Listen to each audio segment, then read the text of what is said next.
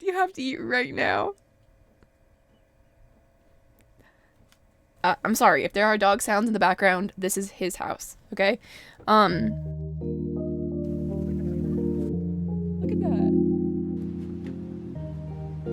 I'm not letting him run around and play like normal because he's in recovery.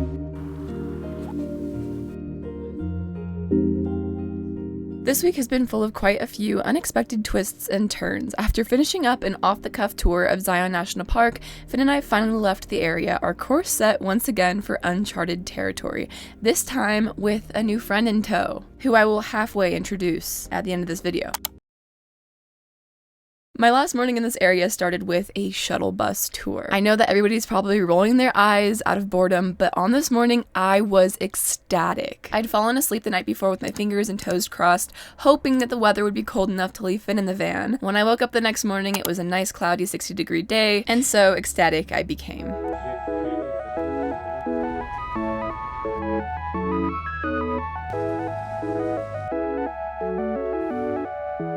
Number 4, Court of the Patriarchs, stop number 4.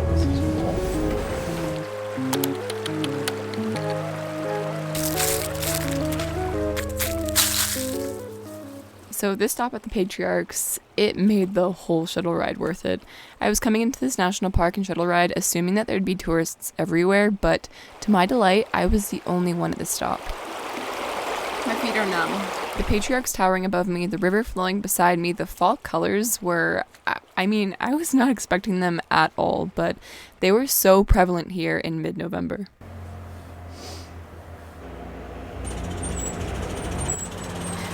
When I got back on the shuttle, the clouds decided it was time for a surprise sprinkle. Now, the last thing that I expected when I got on the shuttle bus was to be rained on, but thanks to the many open skylights, those of us in the front of the bus got a very nice surprise. Aside from all that fun stuff, the shuttle ride passed by awkwardly quickly, and before I knew it, I was back at the visitor center saying hi to a very sleepy Finn and driving back to the desert that was beginning to feel like home. I feel damn good about how much time I've spent in this national park. Probably spent like a consecutive 5 hours here. Tomorrow I am hanging out with a friend, I'm meeting up with a friend, and we're in a caravan for a few days. I'm probably not going to film it because we know me, but I'm excited because I feel like I have been alone for far too long at this point. I also don't know where I'm sleeping tonight.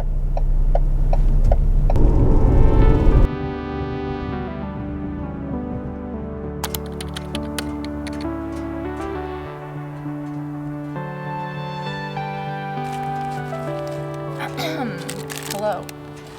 Actually, so I'm gonna sit here as the sun goes down because being outside apparently brings me joy, and I'm trying to be more conscientious of that and schedule it in to my life, especially sunsets. And I'm actually going to read some of my favorite comments from my last video. Nina said, "I just found you last week and have been binging your videos every day. Your videos are so soothing and I love seeing places from your eyes. Keep it up."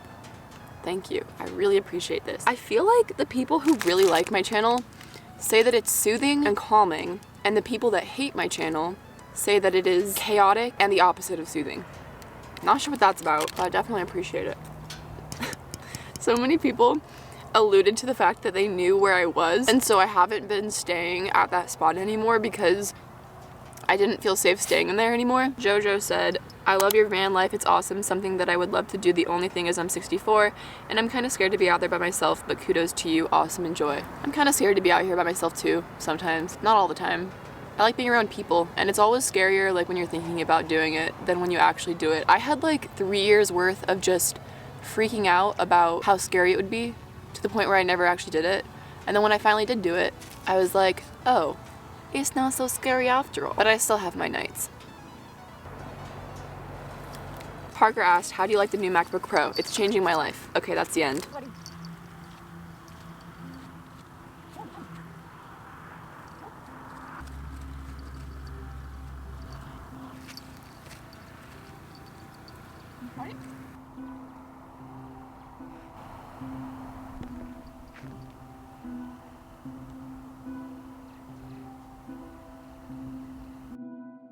When I got back in the van, I went out of my way to set up my whole stove before realizing that the only food I had in the van was chicken noodle soup. specifically the Campbell Star version. And then I realized I don't own a can opener, and feeling quite defeated, I made some Cheerios and called that dinner. I feel like my head is on the wrong side of the bed. This happens often. Tonight I'm feeling... How am I feeling? I'm feeling very alone. And I say that in a weird way because, like, I have friends. I have somebody that's gonna come visit me tomorrow. I'm not, like, I'm not lonely, but I'm kind of lonely. It's the whole realization that, like, no matter how many people are in your life, nobody will 100% know you. Like, nobody. I don't like that. I really don't. For some reason, I'm having, like, a existential crisis because of that train of thought. So I'm gonna go ahead and pause this video for a second because in the next few clips I kind of seem out of sorts, and that's because I debated whether or not I wanted to like tell this on YouTube. I told it on Patreon, but I didn't know if I wanted to tell it on YouTube, but I've decided that I am going to because the rest of the video kind of wouldn't make sense if I didn't tell the story. So, the short story is that Phineas is fine. He's grouchy right now, but he's fine. The long story is that Finn was attacked by a husky. About 2 days before I recorded these next couple clips, I was on a walk with Phineas and a friend who I will be introducing later. Yeah, it was about 5 o'clock. We were just on a sunset hike kind of thing, trying to get our energy out because we had been cooped up editing all day. There was not very many people out, and the first person that we passed was this older guy with a husky, and for some reason my brain was telling me pick Finn up. I'm not really sure why. I think I've developed a sixth sense because I'm a small dog mom. Like, there's just something about having a small white dog who's very, very happy and bouncy and rabbit-like that triggers certain breeds. So, my brain was telling me to pick Finn up. I didn't. Instead, I locked the leash and I put him behind me so that he couldn't go greet the dog. However, when we walked by the dog, I don't know what happened. 1 minute, Finn was on the ground and the next he wasn't. Yeah, no gory details here, but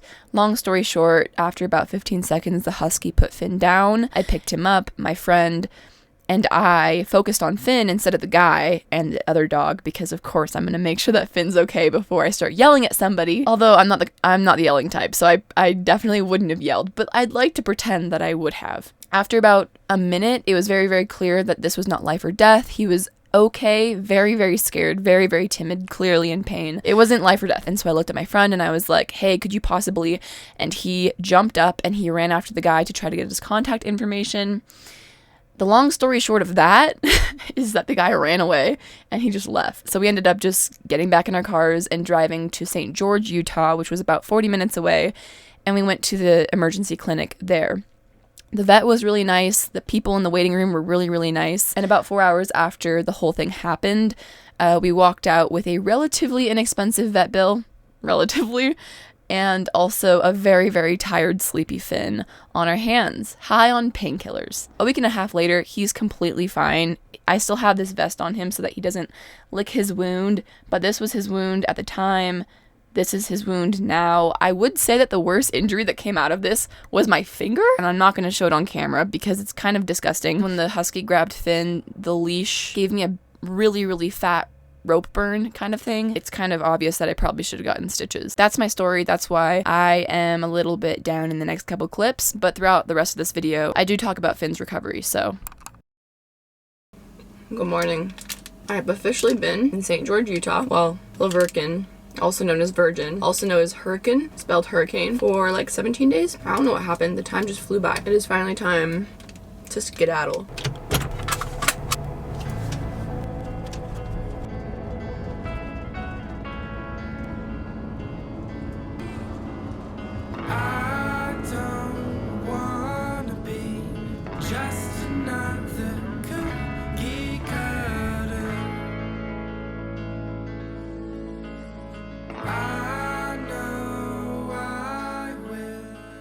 So this was Finn's first walk in public since the incident, and I was extremely, extremely worried that he'd be scared of people or other dogs, but much to my relief, he didn't seem too different. He was a little bit more timid saying hi to other people, but he was still interested in meeting other dogs, and we consider that a major win for Finn. At this time of the year in the off-season, the park was pretty dang empty, so I chose to walk the popular path from Sunset Point to Inspiration Point. The first 30 minutes I spent alone with Finn, just watching the sunlight fade into the horizon. We hopped from viewpoint to viewpoint, none of them feeling quite perfect, until we landed on this bench under this tree. My camera angle may have been horrid, but as you can see, the view was definitely not. Look at that. Holy heck. While I was sitting on this bench, my friend, who I will be referring to as Joe for this video, he joined me. I met Joe about 3 weeks ago when I was in Mammoth. A caravan came through the hot spring area that I was in, and one of the people was Joe in his little Honda Fit. Yes, a Honda Fit. And after spending a few days with him back in Mammoth, he and Finn got along well enough that when our paths crossed again here in Utah, we decided to caravan for a week. But in all seriousness, it was very, very nice to not have to be alone, both during and after the whole thing with Finn. Who knew having a support system could be so important?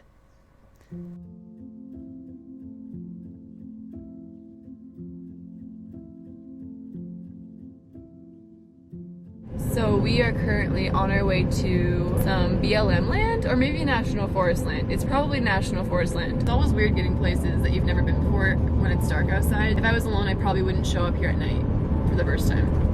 But we'll see. We'll see how this goes.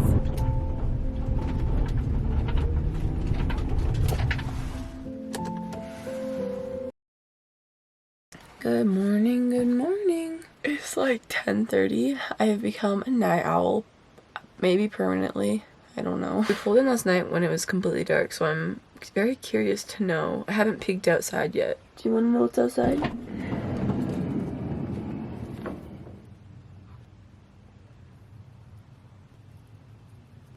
I really don't know where the time went on this day. It felt like I woke up, made coffee, ate breakfast, started editing, and all of a sudden the sun was going down, which sent me into an hour of rushing to and from town to buy all the materials I needed to finish the project that I promised myself that I'd finish by that night. It turned out to be a wonderfully chaotic project, but I definitely was not expecting to be doing this in the middle of the night. I think that I am becoming a night owl, and I don't know if it's by choice or if it's on accident. I don't know. Anyways, it's now 5:30. I'm gonna go up on my roof and I'm gonna finish what I started the other day, which was the reseal of a portion of my roof. Oh, it's so pretty up here. Okay, all right, we're okay. This is okay.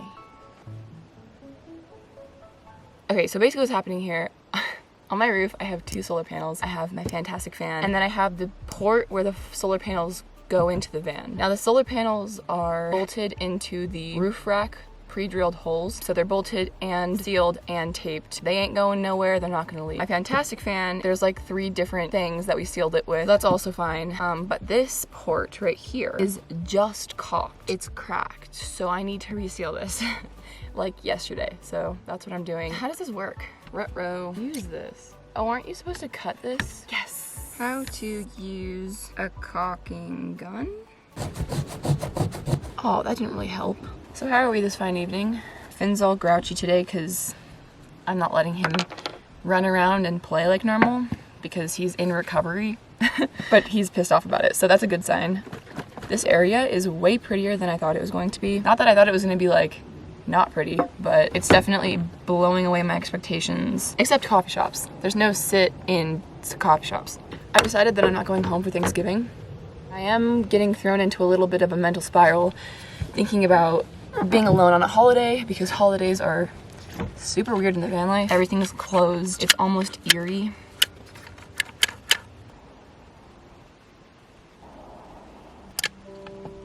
Okay, I do admit I did not do very well. However, I did well enough that I think that I'm not worried about leaks.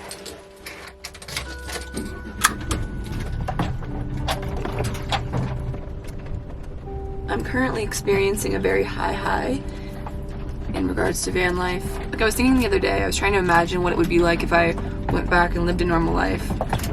I couldn't imagine it. Like I just couldn't even think about it. I tried to want to, because there's certain parts that I do miss, but I feel like I'm starting to like level out in a way, and it feels dang good. Come on. Come on, buddy, come on.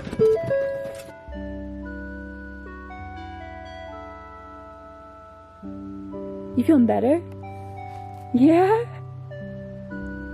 He's so cute. Run.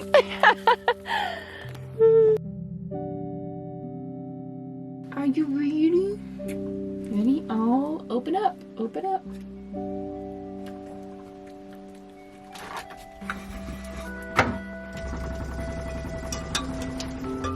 You look like you're on drugs, honey.